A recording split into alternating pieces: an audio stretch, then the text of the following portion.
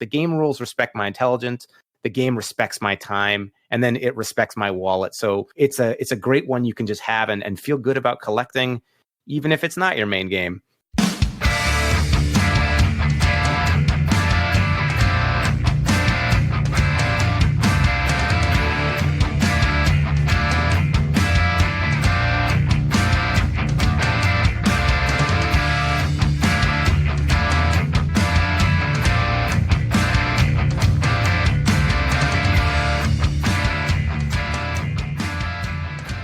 Welcome to another episode of Three Men in a War Game. I'm Paul, and I've learned you should always wear your helmet.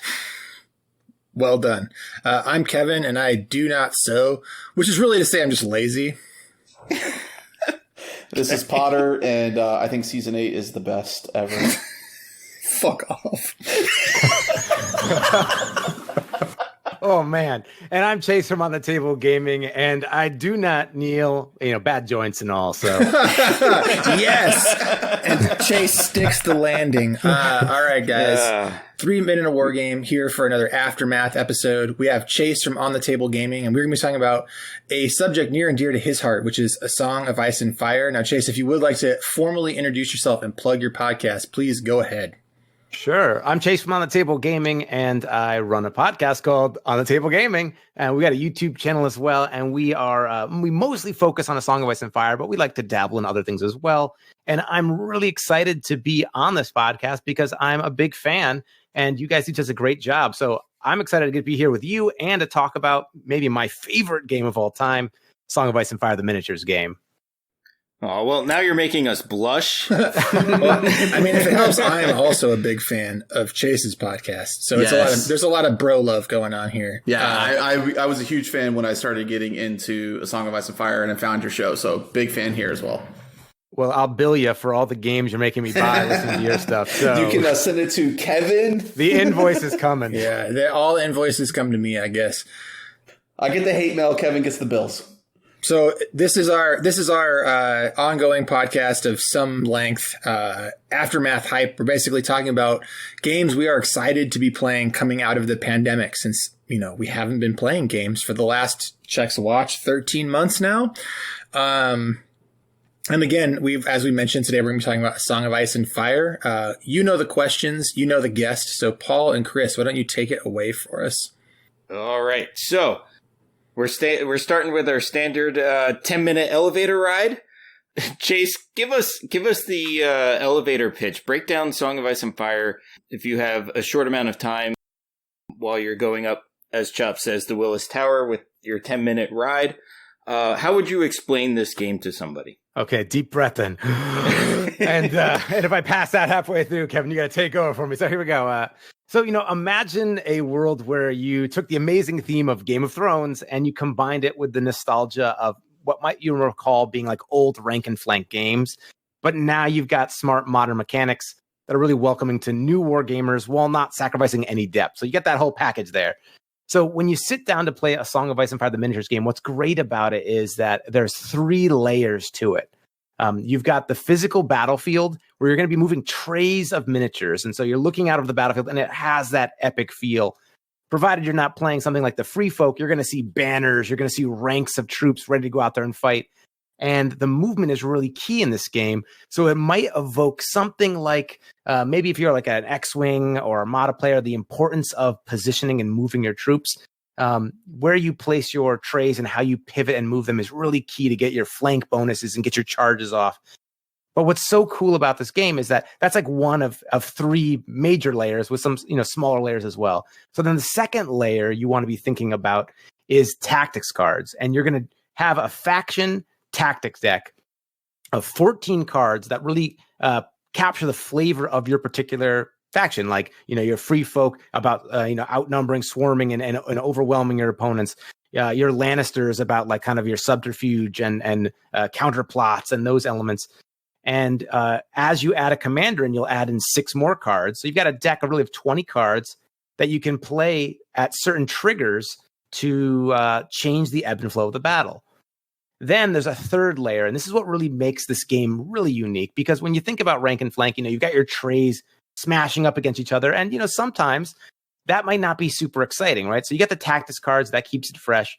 But then there's this politics board, this tactics board on the side, which is really, really cool. And what it is it's 5 zones that you can have non-combat characters claim to try and influence the battle. And so they might be doing things like writing missives that are going to give your troops additional tactics cards. They might be, using their wealth and influence to kind of restore wounds to a unit by recruiting new people. They might be using the power that they wield through the crown to intimidate their opponents.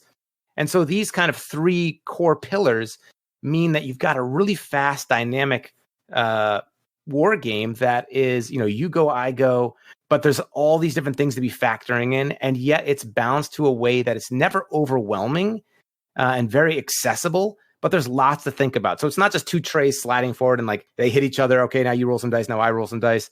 There's lots of other ways to influence it. And all the while, it's got that Game of Thrones theme where you're capturing characters like Jaime Lannister on the battlefield, being kind of dashing and heroic.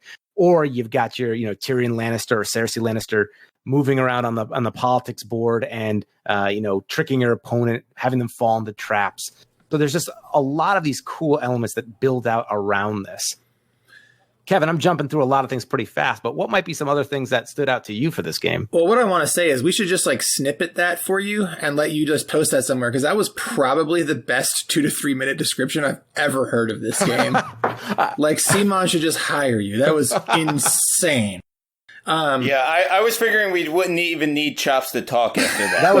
That was one breath. So man, I was going a little fast. Breath control. Crazy should be a rapper or something. No. That was crazy. No, I think that was that you hit all of it, right? That like 3-layer thing is like the biggest part of this game to me. The fact that the game is taking place in 3 separate areas, and there's A, positioning to think about. B, there are resources to manage, and also there is like this like a little bit like worker placement thing off to the side where you're competing for a finite resource in those very valuable tactic zones. And the way that like every faction interacts with them uniquely, right? Like how your different NCUs, like even though they place on the tactic zones and all 5 of those tactic zones typically do the same thing, the people that you're actually placing there have their own effects that they will put over the top, right? So everybody has this like really great flavor. And man, it's just like, it sets the game so far apart from anything else. And another thing that you mentioned that to me is critically important is that this is maybe the most thoroughly modern tabletop miniatures game out on the market right now. Like it has all of the know-how of like modern European board game design combined with all the lessons learned of tabletop miniatures games in the past. And I think it is one of, if not the best, succinct rule set on the market right now. And I think maybe to just echo off of that, first off, like really tip of the hat to Michael Chanel. I think he is a brilliant game designer. Maybe I might even go far to say it's like a little bit underappreciated. I think if you guys have true. played Bloodborne, the board game, that's fantastic as well. Fucking Wrath of Kings. Like there's Right. there's so much you could say, right? To Michael Chanel's credit. But this, I mean, he just nailed it here. And one of the cool things is I feel like this game brings some really simple mechanics. The rulebook's relatively small. And so most of the information is going to be coming from the cards you have in front of you where your unit stats are. And they have a free app called War Council where you can access all of that. It's not pay gated. And, it's really simple mechanics. Your unit can do like 6 things. It can maneuver, march, charge, attack, have a range attack, or retreat. And so it's pretty simple to jump in and figure out, okay, how am I going to move my pieces on the battlefield? But it really hits that sweet spot where there's enough layers with some of the condition tokens they have, your basic unit actions. And then once you have these basic pieces, you're really playing in like a kind of like a chess way where it's like very clear maneuvers that you can be doing. The other layers are what adds in that depth where now there's a lot more complexity and you're going to want to be coming back to this like over and over again. And it's a relatively small game as far as like investment wise. So, maybe we can get into that later about what's so great about maybe jumping in and getting started with it. But you might be moving 5 trays of units around. And so it's really thoughtful, really deliberate, and just really, really fun. Another thing, like it's a like rank and flank game that has skirmish sensibilities. right? It is a larger scale game, but like you said, 5 or 6 trays plus your 2 to 3 NCUs. So really, you're like 6 to 8 activations aside. So it's really snappy too. Your turns are quick and the games go fast. And it might be, the getting more into the tactics board, when you claim that zone as your activation, it may let you make another unit be able to move again or make another attack action. And so there might be times when you realize, like, my unit's right here and man, I've got to make a choice. Do I go with trying to, physically move something on the battlefield, or do I want to use my NCU to block a zone so my opponent can't like outmaneuver me or can't get a free hit on me? And so there's this constant choices. And one of the things that I really, really like is that having played a bit of games where it's like, you take your whole turn and it's like a 15-minute, 20-minute ordeal. This game, you go, then I go. But during your turn, I'm waiting for certain triggers to happen so that I can play tactics cards. And so it keeps me engaged the whole time and listening and watching what you're doing. And the tactics cards are balanced in a way so that I know that that might sound like a turnoff to some people where it's like, oh, well, I carefully plan this thing out and then someone's going to play a card that, counters that or lets them move further. But it's really balanced in a way that that kind of minimizes a lot of those like feels bad moments. And you're constantly looking for like additional combos to make or combos to break of your opponent that you're watching out for. So it's just very excessively cerebral, I guess, maybe. Yeah, for sure. Well, I'm glad that we had those 10 minutes in that Willis Tower for you guys to do that. That was awesome. That was literally you guys are doing Paul's and I's job for us. You're bouncing off each other. I love it. I feel bad. I've got a little bit of practice. What I do is I like to go to conventions and I just wait in elevators and I just say, okay, dude, let me tell you, the door's closed. No, I mean, the thing is that like the amount of passion and love that you guys have for the game is palpable, and that that was awesome. I really liked it. I think really with what you guys did, you kind of answered our next question about the appeal of the game with what you guys like so much. So I'm kind of jump ahead and ask Chase, community. What kind of community do you think you have coming out of the pandemic? Are you going to have a group to play with? Are you going to have to rebuild if you had a group? What's it looking like in your area? Yeah. So, I mean, this was a rough year for us in our area. And so, we haven't put miniatures on a table since last March. So, I'm not even sure where things are going forward. We're all kind of showing our painting stuff, but it's really kind of speculation at this point. We're taking it day by day. Fortunately, with this game, it's a pretty easy game to get people to play. And I'm going to say this in a complimentary way. This is also a great game to have as like a side game as well. It's a low investment and it's kind of in that Goldilocks zone where you can build powerful lists, but really like anyone can win the game. So you're not necessarily chasing that like plastic miniature dragon where you gotta have the newest next thing. Unless you're Targaryens, then you're chasing a plastic. Then you're right. You're literally doing that then. So I know a lot of people that are continuing to collect this and they might be, more so a War Machine player. This game is the one that seems to be very popular with that crowd. Also a bunch of my Star Wars Legion guys, but so it's I'm looking forward to going back to the community. We'll see, exactly where we land with it. But it's something that I know people are continuing to collect, and it's a minimal investment. The game design itself is big thing about A Song of Ice and Fire is basically it's like respect. Like the game rules respect my intelligence, the game respects my time, and then it respects my wallet. So it's a great one you can just have and feel good about collecting, even if it's not your main game. Or you can take how cheap it is and you can get all the factions and make it your game. Yeah, and I will attest to the fact that it's a great side game and that you buy as you need. Like I picked up Baratheons, Chops went up to Gen Con and picked up when they released the Baratheons for me. I hadn't really touched anything since they released because it kind of went into pandemic mode.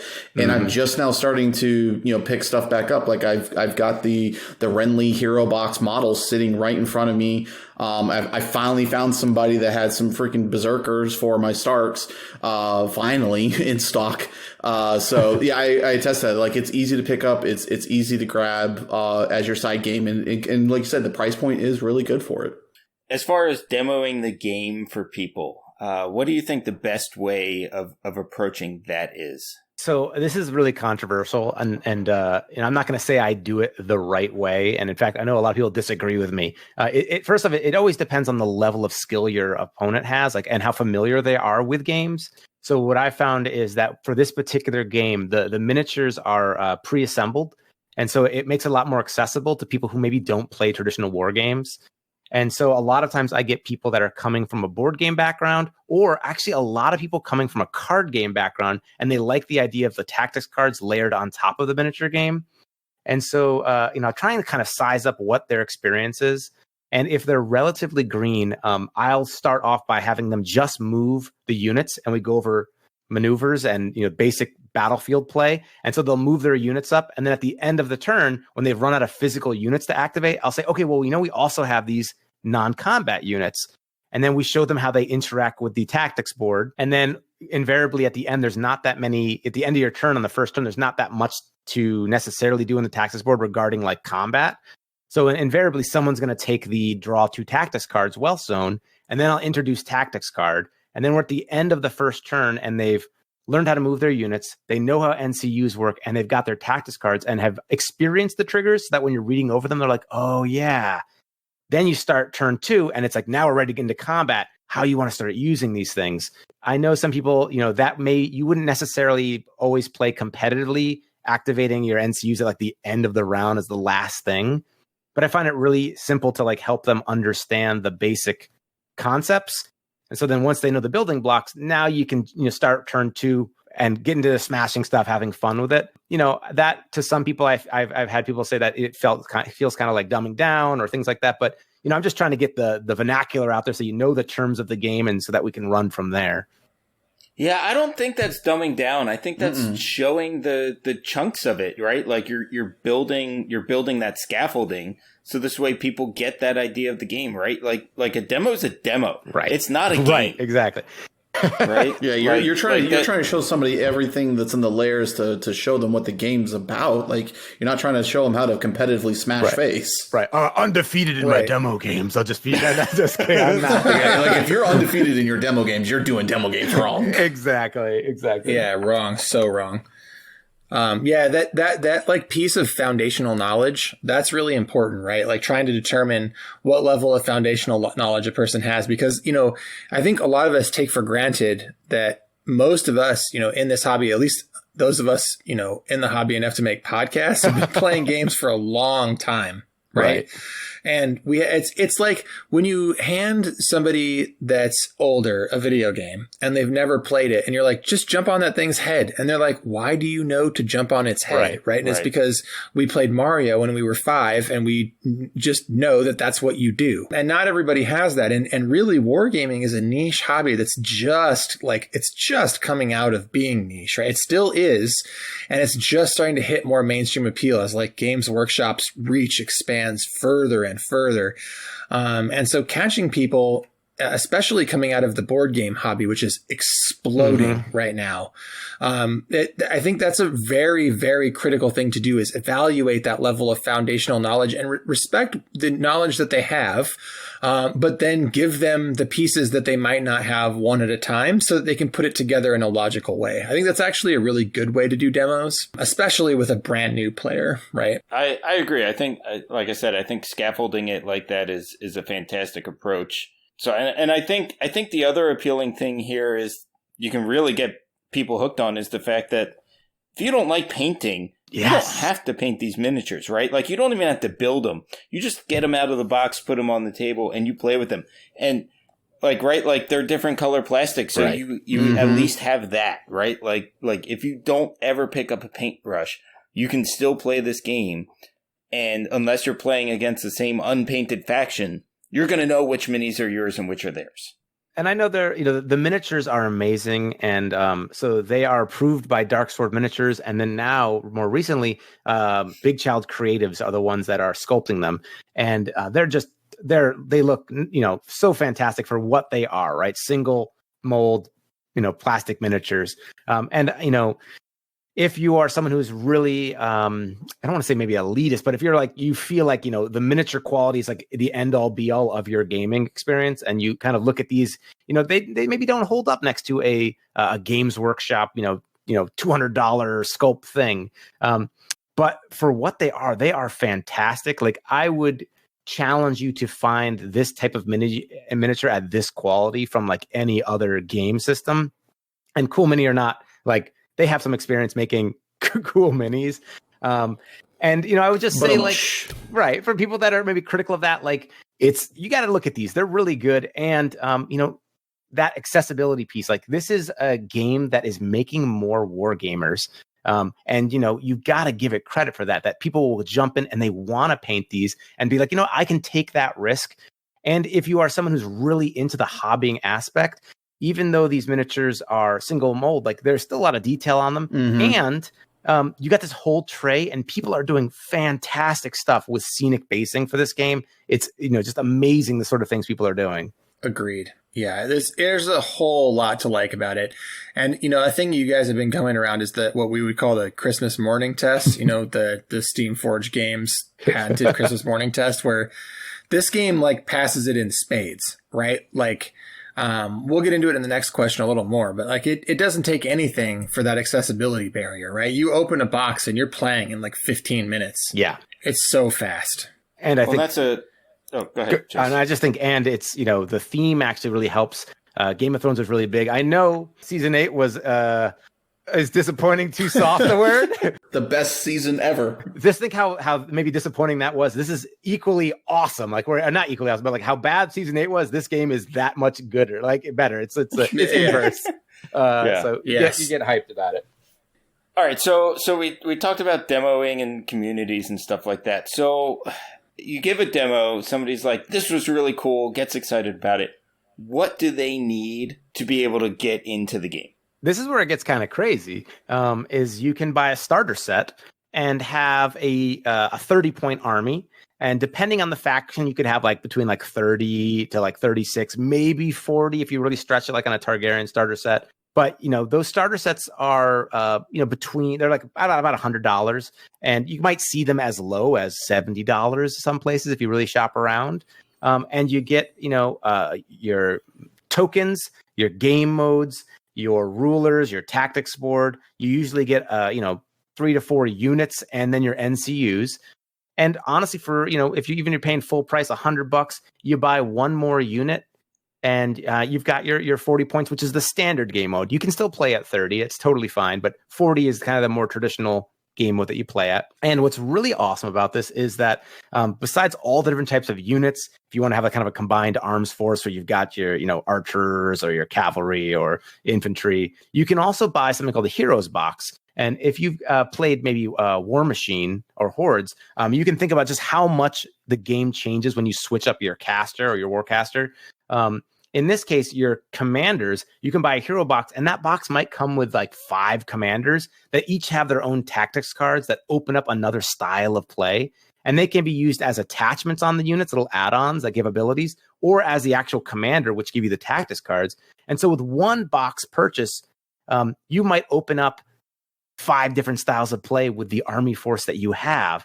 And so this is a game that you could easily spend $150 and have, all you want to have, or like a good solid force. And even with all the new units coming out, like you can have a pretty solid list there that you can just have fun with. And so the danger is you can then, if you're playing this as your main game, you can be like, wow, I can get maybe all the factions.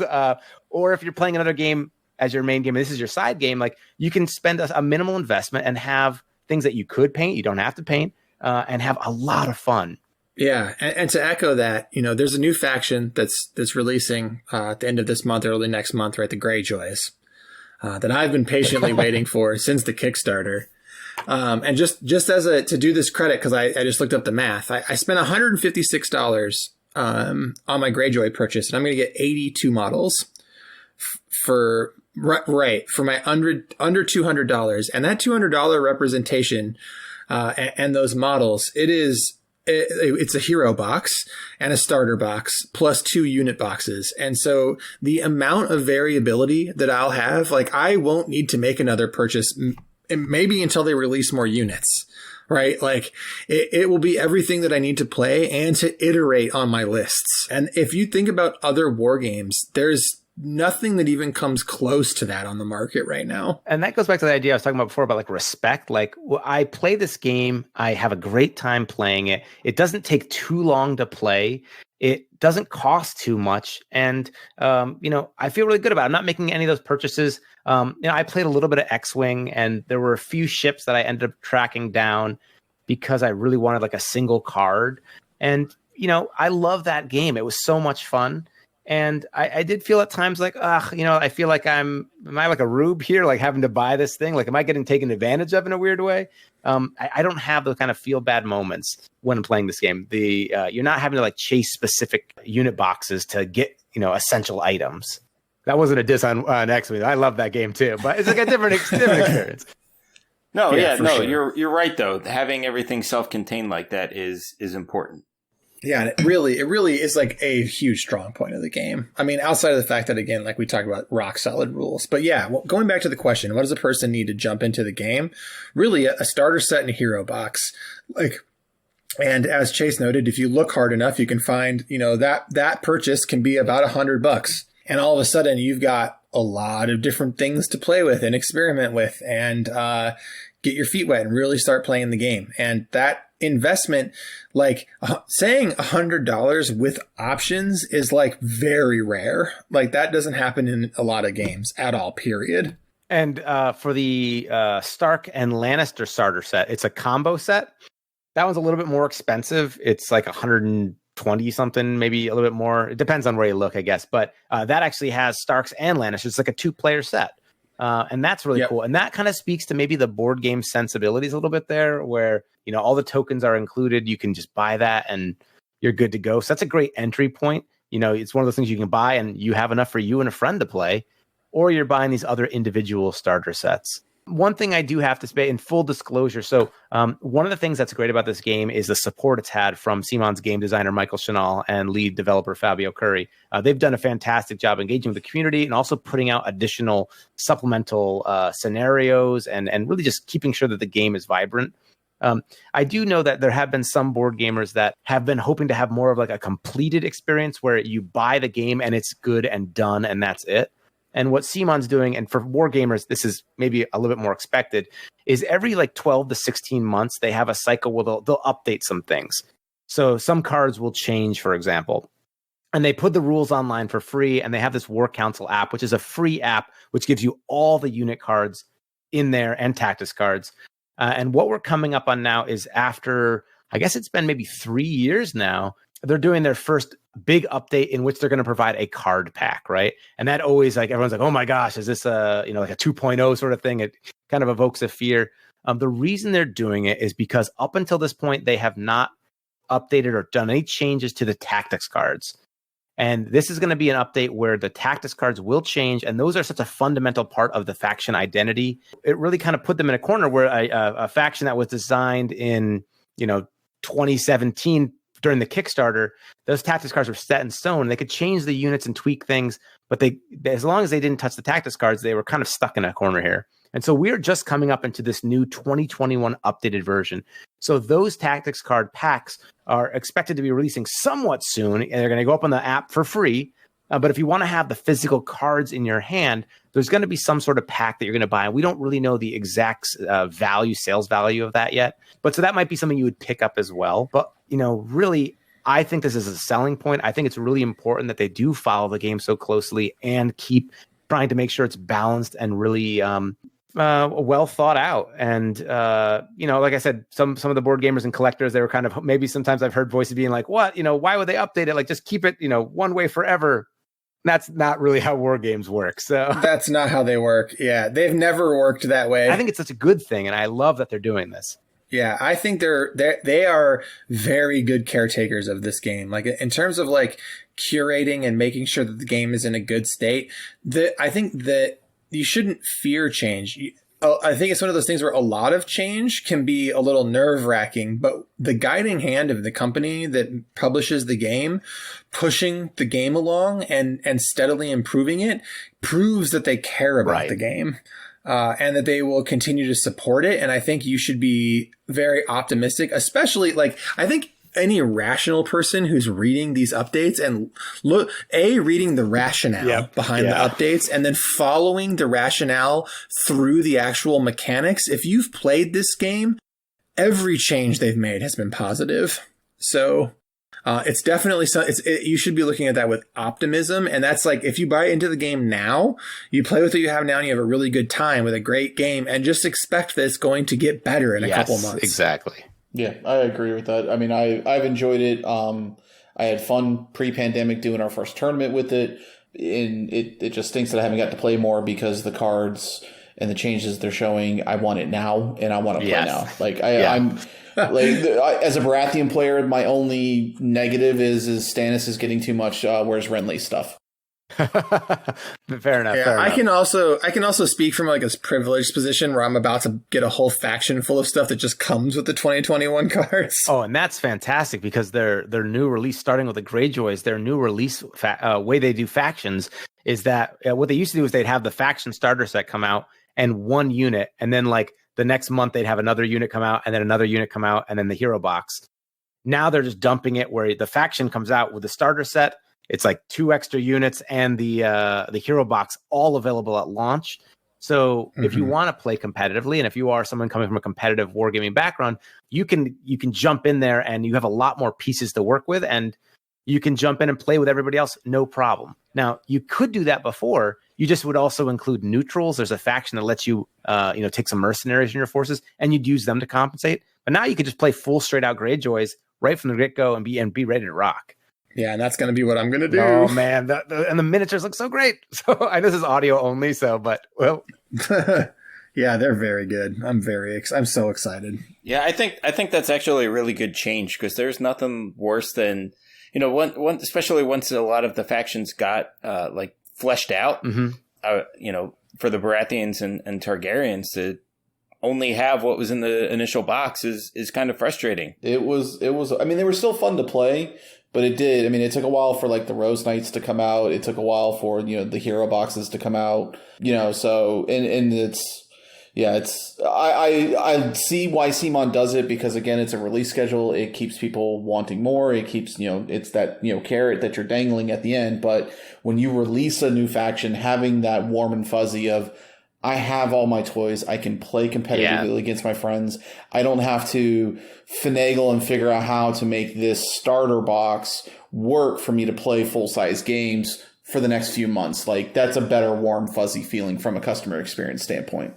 And it I think once again just shows they really thought about like what makes the best experience, and let's do that. And I a lot of respect for that. Yeah, to use what I do at work, they came at it from the CX experience.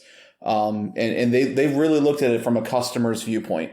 I love it. I do that every day at work. So when I see a game company do something with a game that I really enjoy playing so much, I'm going to go support it. I'm going to go buy the toys. And I think when those cards came out, what I was seeing with Greyjoys, even though I'll never play Greyjoys, just seeing what they did, I was like, I'm going to go support CMON. I want more of this. I want them to know that this works and this is what people want. I'm going to go support that.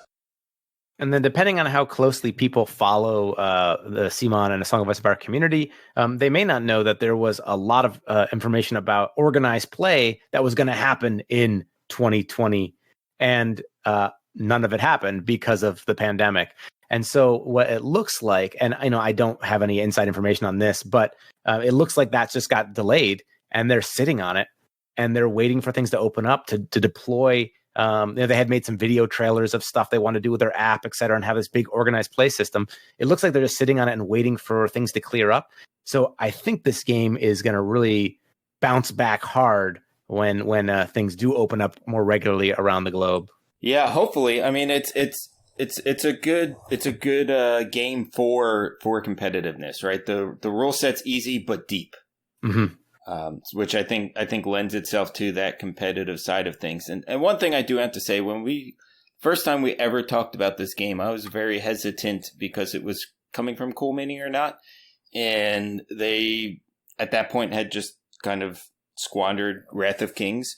But I'm still shocked at and pleasantly surprised at how well they've been treating A Song of Ice and Fire. I mean, just the constant support, making it better and putting out Greyjoys and new factions and stuff. It's more than I ever imagined they would actually do with it. So, I mean, I'm super stoked about how they've handled that. Yeah, I mean, I think that was a big reservation on both your and I's and Paul when we first started looking at this game.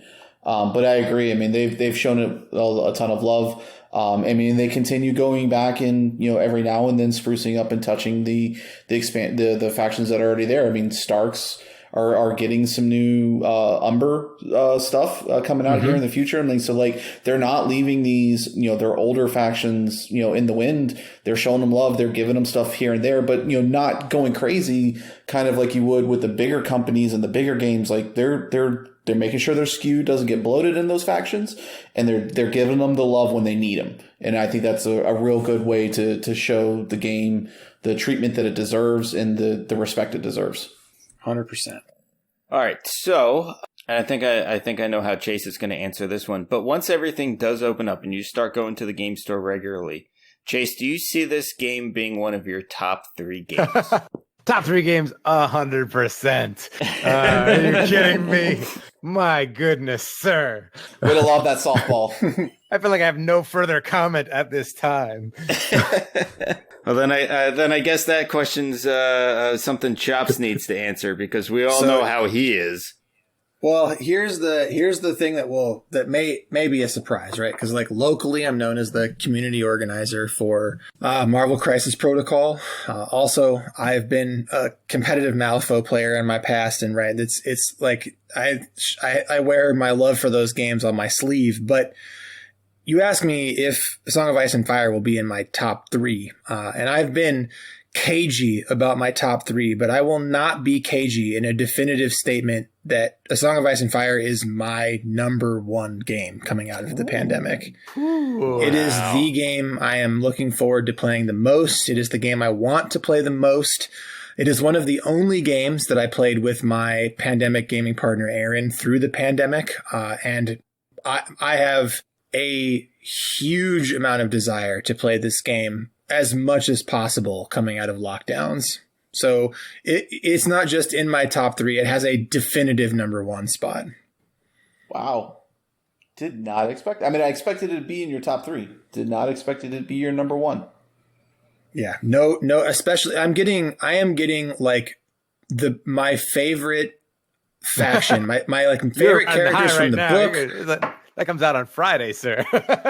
Oh yeah, I mean, I have my pre-orders there. I'm just waiting for that shipping notification. I am all in, and as soon as those things hit, dude, my hobby table is getting cleaned. I am all the paints are coming off, all the minis that are on it are coming off, everything is coming, and I will pull out the palette. I will start testing my scenic basing. I will start painting these models. I am beyond ready to get my Greyjoys and start playing this game when we come out of lockdowns. There is nothing I want to play more than this game. Yeah, that's awesome.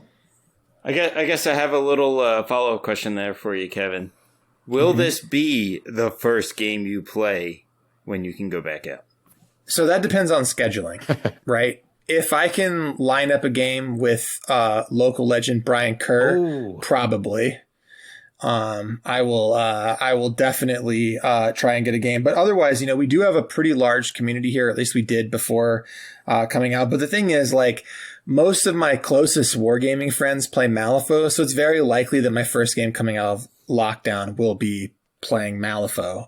But that doesn't mean that this isn't the game that is in my heart number 1. It's not even a question, right? I've been waiting to answer this question since we started talking about this series. Okay. Because I have known for months that this is my favorite war game. So yeah. Awesome. Yeah, I'm not surprised with the Greyjoy release. Oh yeah. Then think about this, Paul. We've known each other for a long time, and you think about the 2 book series that I've talked to you about the most. It's Song of Ice and Fire and The Expanse. Yeah, right? I just kind of sat there thinking how you would make an Expanse miniature game, and was kind of enjoying that thought. Those 2 book series, I have that story I tell where I had a friend in high school, in my junior year of high school, be like, have you seen this new fantasy novel that came out? It's so different than anything I've ever read. And so I read a Game of Thrones when I was 17. Yeah. And I've just grown up with the books, basically, right? They've sort of I feel like metalcore and A Song of Ice and Fire defined my 20s. So like it was like chasing medical records and waiting for George R. R. Martin to write a book. Like those were the things in my 20s that I was changed. most. I think you're still chasing that, Chops. I think that's still happening right now. That's Both of those things. totally fair. Totally fair. But yeah, like I just it's a perfect storm for me. Like all the things we hit on earlier about why this game is great combined for my love with the subject matter, and these brand new shiny miniatures that I'm like eagerly awaiting. It's just like it's a hype storm. You know what I mean? I can't contain it. I mean, at the very least, if you're listening to this and you haven't checked out A Song of Ice and Fire, just check it out. Like that's all I ask. For sure. It's, it's worth it. Getting down and doing a demo game of it, and I think the game will sell itself. Absolutely. If you live in Madison, Wisconsin, you can ask me. I have enough to do that. How about you, Chris? Where's this game for you? Top 5. Top 5. All okay. right, I'll take it. I mean, the problem is that Infinity's my top game. I mean, it's my love right now. Star Wars Legion is always going to be hot, probably my number two game. I think right now this game would probably struggle between me wanting to jump back into Foe and trying to take that third spot. I think it's going to be depending on who wants a game and what kind of mood I'm in, whether it jumps to the top 3 or if it stays in the top 5. We've got a really good group here. We've got we've got some strong players here. So I'm looking forward to getting back out and playing. We've got one of the best community organizers in the area that I've seen with Mr. Britt Davis here, and he pushes this game. He's been great with keeping it up to date. All of us up to date on information in our local Facebook group. So, I know we will have a community here coming out of it. So it all depends on whether, what nights I can go out and what people want to play. For me, and I just want more Renly models. Simon, you're listening, please. More Renly faction models. Honestly, it would be hard for me to resist if like more Renly loyal models came out. I mean, we just got 3? Careful what you wish for, right? I was like, Stannis just got 3 units announced. So Renly's going to get them. They're going to keep parity. Yeah, they have to. With that faction, the way that faction's designed with the loyalties, they have to. I mean, because right now they are, with everything that's been officially released, they're even. Because you've got the Rose Knights for Renly, you've got the priests for Stannis. So I mean, they're keeping things square and neat and fair now. So the Renly's going to come. I know. I just got to be patient. Go kill some Greyjoys in the meantime. I know, right? What about you, Paul? Are you gonna dive back in? I would like to. My thing right now is I want to see how all the cards shake down and what rules changes happen. I just had that kind of beaten down experience, and I want to get back in, and I do I know where I will go when that time comes, but like I said, I just want to see what changes are made, so it's cautiously in there. It's pretty funny when we saw when we saw the brand new models that all got pushed out. I was staying at a cabin, and it was just after they announced the Greyjoys were going to be delayed for another 3 weeks, and I almost bought a whole mass of Targaryen models. I'm a little bit glad I didn't, because it would have just been a bunch of boxes I haven't painted yet. But man, and I still look I could get the hero box and the starter for 100, and then I can get the Mother of Dragons, because I think I'll buy the Mother of Dragons box no matter what. I was like, that's just a cool model box set. Yeah, even if because I just want to paint the 3 immature dragons. That's kind of a thing I think that just as a hobby project I want in general. But then it's well, why not? Why shouldn't I keep it, right? and just buy a little bit more. I just imagined you as Bilbo with the ring. And why should I keep it? That's definitely what I was alluding to. Yeah. And then just going in and buying the starter set too. Cause I'm in my wargamer brain that's rationalizing is it's only 20 models. The Targaryen starter set's a much easier paint for me. It's much more. But of a anyway, lead army, yeah. That's so not true, though. I fell for that trap. You think it's a much easier paint, and then it's like all horses and shirtless guys, and you're just like, this is so hard to do. I know. And so it's funny, Chase. I had the starter set. Like I said, I had the starter set and the hero box in my shopping cart. And as I was clicking go, I remembered painting 8 flayed men. And I was like, no, I remember how much of a pain in the ass it was to paint 8 guys on horses. I am not about to do 12. I have 4 unfinished painted stag knights, so I feel you. There we go. Yeah, well, I mean, the stag knights is just like spray them silver and then go from there. There's all the so cloth. much armor. There's all the cloth barding on the Oh, horses. that's true. There's a ton Yellow of is cloth. hard, You're man. right. You're right. Oh yeah, there's more cloth on those models than there are armor. That's fair. So spray them yellow, I guess. I mean, I did, but then I was like, oh, I don't like that yellow. It's too bright. I want to go with more of a muted yellow, and now here we are. Oh yeah, that's true. All right. Anyway, guys, closing comments. I want to leave Chase for the end here. So, Paul, closing comments on A Song of Ice and Fire. I really want to. I do. I just need the kick. I just need the You need the kick. That's fair. Chris? Season 8 is the best season ever. No, all trolling aside, give it a try, guys. It's fun. If you've listened to any of our previous episodes on this show, you know that I was hesitant because of CMON plus rank and flank. It is a skirmish game hidden as a rank and flank game. If you enjoy skirmish games, give this a try. Play it. It's a ton of fun. Please do it. Make your own season 8. There we go. Yeah. You can play the Targaryens better. There it is. So my final thought is, like, if you've ever listened to my advice and my hype and been into something and tried something because I was really exuberant and able to convey the mechanics, I feel like this episode we've done a good job of selling the merits of this game, and just seek out a demo. It is the example of modern wargaming, and is just worth your time. Yeah, I'm just going to throw it. I mean, I've been talking about this game since, for 3 years weekly. I love it. And, all I would ask is, go get your shot and then give this a shot and then and see what you think. Nice. Love it. There it is. It's fair. Fantastic. All right. So thank you to all of our patrons for support. If you are interested in supporting us, go to patreon.com/3meninwargame. We have an amazing Discord. Check the link in the description. Come join us there. Thanks to Static as a City for the music at the top and bottom of the show. And Chase, why don't you plug yourself one more time? Yeah, Chase from On the Table Gaming. Come check us out on YouTube as well as our podcast, the On the Table Gaming Podcast. And thanks so much for having me on here. And I'm eager to continue to hear your Aftermath series. So I'm excited to hear. Do we get a spoiler what's coming next week at all, or no?